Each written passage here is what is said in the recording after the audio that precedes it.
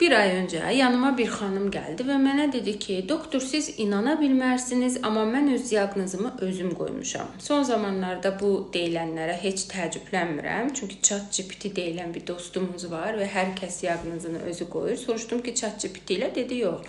Sizin videolarınızı izləmişəm. Xanımın hekayəsi belədir. Xanım 10 ildir, 17 yaşından başlayaraq ani başlayan sürətli döyüntülərdən əziyyət çəkir və nevropatoloqa yönləndirilir. Xanıma panik atak diaqnozu qoyulur. Panik atakda axı bizim ablasiya etdiyimiz döyüntülərə bənzəyir. Panik atakda da birdən-birə döyüntü başlayır, amma bu xanımda panik atak deyildi.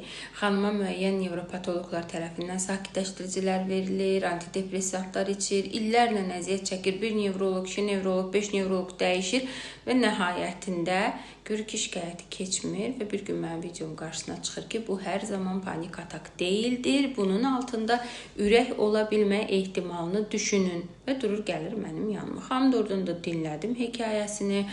Anidən başlayan, 200-220-yə qalxan döyüntülər. Bu döyüntülər özündə hər zaman, çox zaman əyilib hər hansı bir iş görüb, ayaqqabısını bağlayanda, yeri siləndə və s. olur. Ona görə də mən orada bunun ürəyin əlavə elektriki yolu ola biləcəyini düşünərək xanıma ablasiya üsulu təklif etdim. Və biz onun ürəyinə aldıq müəyyən aparatın altına, deməli, bud venasından kateterlərlə daxil olaraq o yolun həqiqətən də ola bildiyini təsbit etdik və istiliklə, yəni ablasiya üsulu ilə onu ləğv etdik. Bundan sonra xanımın bu döyüntüsü olmayacaqdır.